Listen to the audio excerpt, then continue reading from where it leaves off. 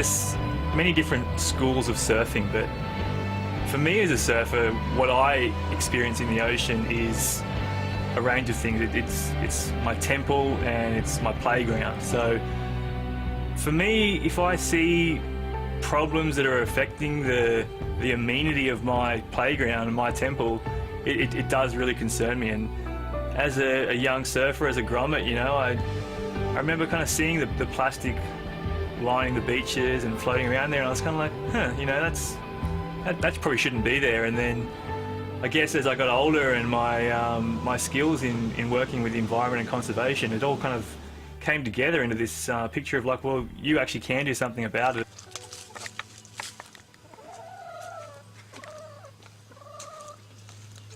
I'm Tim Silverwood, and I'm the co-founder and vice president of Take 3. I've set out on a very new chapter in life, so I've left the apartment, things are all boxed up, and heading out to start a very exciting new period of what hopefully becomes my career. Take 3, a clean beach initiative, is a really simple project.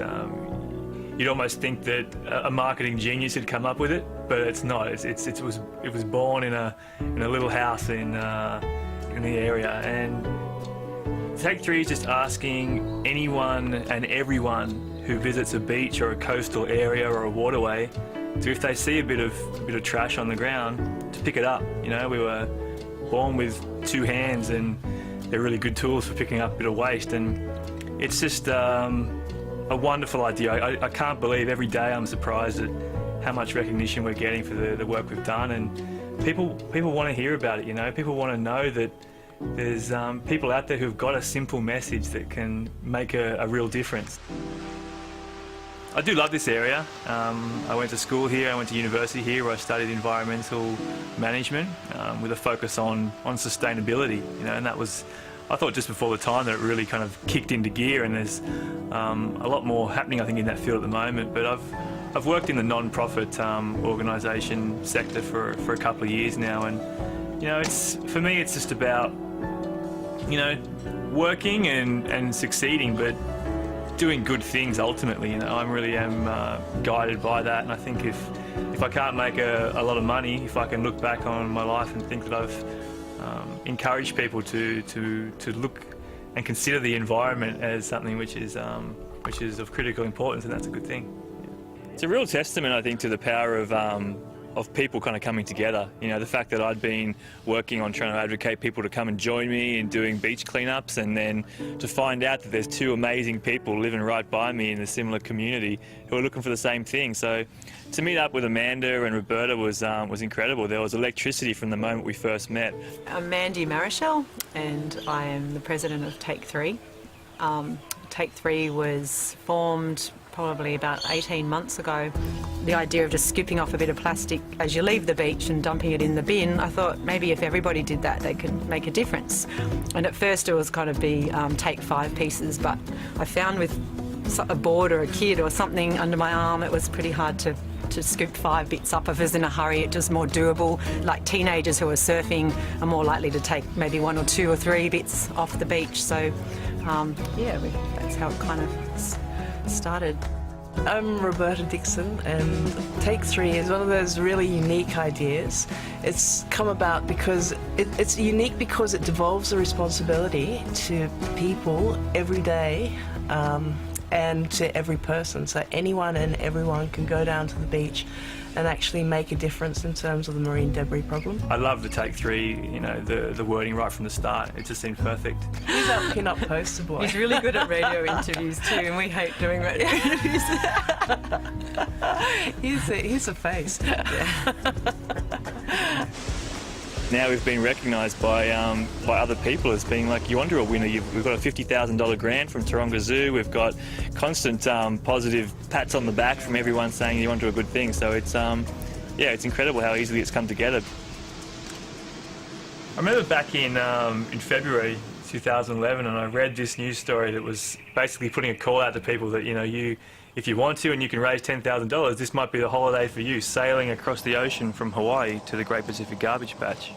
I just remember reading it and like, yep, that's it. and suddenly I had to learn how to sail. Guess that means I'm going to have to move out of the apartment, quit the job and focus on that, and that's what I've done. And I'm now officially an unemployed environmentalist with big ambitions. I had to learn how to prepare myself for a 5,000 kilometre sailing journey. So you're taking lessons. I think I'm going to like it. I guess at the start I was really optimistic that I'll just find those corporate sponsors out there who work in the field of plastics and say, here, this is what I'm doing. I'm going to go and do this. Maybe you guys should support me. But didn't have much luck with that. But what's really been incredible is the support from the community. Like, I've been able to fundraise about $20,000 now, and that's just from people who have been empowered by what I'm doing and felt that they could dip into their own pockets to fund the voyage and the documentary that I'm hoping to make.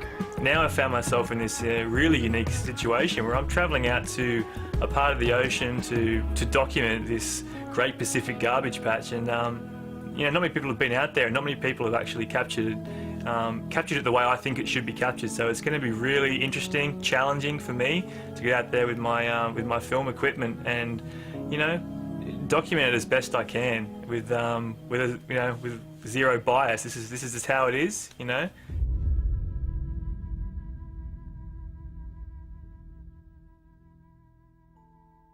To look ahead 10 years, I'd like to see Take 3 as a fully functioning organisation where I want to be a global voice on the issue of marine debris. But I'd also like people to come to us and be understanding that they can learn more about their use of plastic in their everyday lives and how that pertains to damage to the environment. So I want people to understand that a lot of this plastic that's around us is based on convenience and a perceived need of that's the only option, but there's other options because our parents and our grandparents and the people who came before us, they didn't have this single-use plastic and their life seemed all right. So if we can just kind of be a bit of a voice to kind of curb that a little bit, I think we've done a really good job.